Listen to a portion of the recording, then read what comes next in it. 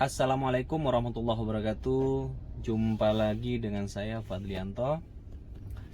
Alhamdulillah teman-teman, pagi ini cerah mendung. Lebih tepatnya sih mendung. Karena tadi malam itu sempat hujan. Hujannya kalau di tempat saya itu agak deras, lumayan deras. Kurang lebih mungkin kisaran 30 menit. Ya, kisaran kurang lebih 30 menit. Kalau di Surabaya nggak tahu lama apa tidak. Cuman deras banget. Alhamdulillah cuacanya dingin, cuacanya agak sejuk walaupun memang agak sumuk, namanya aja Surabaya Sidoarjo ya, Surabaya sekitarnya ya. Nah, dibandingkan kemarin 2 minggu yang lalu, beberapa hari ya, kisaran 2 minggu yang kurang lebih 2 mingguan yang lalu, semingguan yang lalu ya, itu cuacanya panas banget. AC mobil nggak kerasa, AC rumah juga tidak begitu kerasa. Tapi alhamdulillah sekarang kita syukuri aja nikmat Tuhan ini. Oke, sekarang musim pancaroba teman-teman, jadi jaga kesehatan, tetap semangat, tetap kerja, cari cuan ini. Banyak minum air putih karena musimnya bapil, batuk pilek. Saya juga agak-agak ini, tenggorokan agak-agak aneh. Jangan lupa juga vitamin C-nya yang banyak. Makan makanan yang bergizi biar tetap sehat dan semangat. Oke teman-teman ya, saya akan bercerita nih pengalaman pribadi dalam menggunakan mobil. Mobil ini kan, mobil saya kan yang saya pakai ini tiap hari itu mobil Sigra LCGC teman-teman ya. Rutinitas dibuat kerja juga, nganter istri. Dan tadi pagi nih waktu saya hidupin mobil ini, ternyata masalah lama itu muncul lagi. Masalah lama apa itu ya, itu indikator engine-nya itu nyala. Indikator engine-nya nyala, warna kuning tuh biasanya ya, nyala. Memang biasanya kalau kita hidupin kontaknya itu pasti nyala, kita onin nyala. Tapi ketika mesin hidup itu dia mati. Ini punya saya itu nyala terus. Sampai sekarang pun nyala, sudah saya pakai nganter istri juga sudah nyala. Sebenarnya nyalanya ini sudah lama ya, kisaran 2 bulanan kayaknya, 2 bulanan yang lalu. Kenapa nyala? Karena waktu itu nyala itu pertama saya pakai mobil ini tuh nerabas genangan air, ya bisa dikatakan banjir. Setengah ban mobil saya pakai itu beberapa kali. Karena ya mau tidak mau harus diterabas, kalau nggak diterabas ya nggak pulang-pulang tuh. Beberapa hari kemudian tuh nyala tuh. Nah sekarang pun nyala. Nah kebetulan tadi malam saya pakai ini mobil nerabas hujan, lumayan deras kalau di daerah rumah saya ya, sambil kerja kan, namanya kerja di jalan. Nah sepagi ternyata nyala, tadi malam padahal nggak nyala, ternyata sekarang nyala Tuhan. Jadi ya agak was-was juga ini kalau nggak segera diperbaiki ya, sampai kapanpun akan nyala. Karena dulu pernah saya bawa ke servis resmi, itu saya bawa untuk untuk scanning komputerisasi. Itu waktu itu saya harus rogoh kocek itu 100 ribuan kalau nggak salah. Padahal sebenarnya itu bisa Pak, bisa saya scanning sendiri tapi manual. Nah, jadi sebenarnya bisa, cuman waktu itu saya ingin tahu bener nggak sih ini nyalanya karena penguruskan ini dan itu. Karena waktu itu saya sempat coba lihat di YouTube dan browsing, itu kalau nyala begini-begini kedipannya berapa, itu malfungsinya itu karena kelistrikan atau apa. Nah kebetulan kalau ini persoalan injeksinya berkenaan sama sensor O2 nya tuh.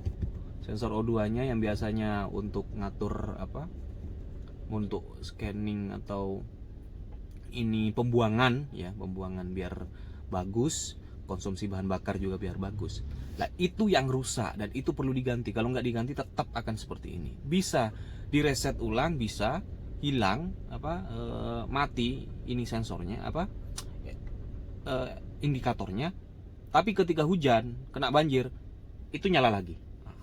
Daripada begitu terus, kita perbaiki, walaupun ya harganya agak mahal. Jadi begitu teman-teman. Cuman begini, memang susahnya kita sebagai pemilik mobil tuh, kita ingin menentukan kira-kira bengkel mana, itu susah itu. Karena pernah ini cerita saya pribadi. Saya pernah saya bawa ke bengkel. Waktu itu sih sebenarnya saya bukan perbaikan mesin atau apapun ya. Waktu itu hanya ganti oli dan filter oli. Waktu itu saya bawa, saya ganti. Nah, ternyata saya pulang, pemakaian sudah seminggu lebih dari pergantian oli itu dan filter oli. Ternyata bocor teman-teman ya, bocor, dan saya nggak tahu bocornya, tahunya ketika sudah kurang lebih semingguan lebih. Nah, ternyata ketika dicek, saya bawa lagi tuh ke bengkel yang sama, filter olinya dipasangnya nggak pas. Lah itu resiko teman-teman, bagi teman-teman yang memiliki mobil ataupun barang apapun yang lainnya ya. Itu resiko ketika kita servis di tempat yang memang walaupun SOP-nya sudah bagus, tapi lagi-lagi kan yang kerja tidak 1 orang 2 orang, itu pasti banyak dan gantian, ada sip-sipannya. Ya memang kita harus jeli. Kalau saya pribadi, karena saya ingin mencoba untuk, bukan mencoba ya, benar-benar harus memiliki betul. Ibaratnya mobil itu juga kalau kata juga sama kayak harus diperlakukan sama seperti manusia, harus dirawat, dijaga dan lain sebagainya. Saya harus benar-benar mengerti mobil ini kenapa dan bagaimana. Ketika diservis juga harus saya mengerti. Ketika diservis apanya yang rusak, saya tanya tuh ke tukang bengkelnya. Biar nanti kalau semisal acu tak acu ya cukup dibawa aja ke tukang servis, ditinggal. Setelah itu udah biarin. Kan kita nggak tahu apa yang diperbaikin, apa yang rusak, kan begitu.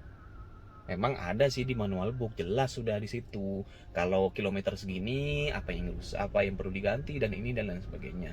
Tapi masa iya kita mau baca manual book yang banyak begitu ya? Kan tentu tidak.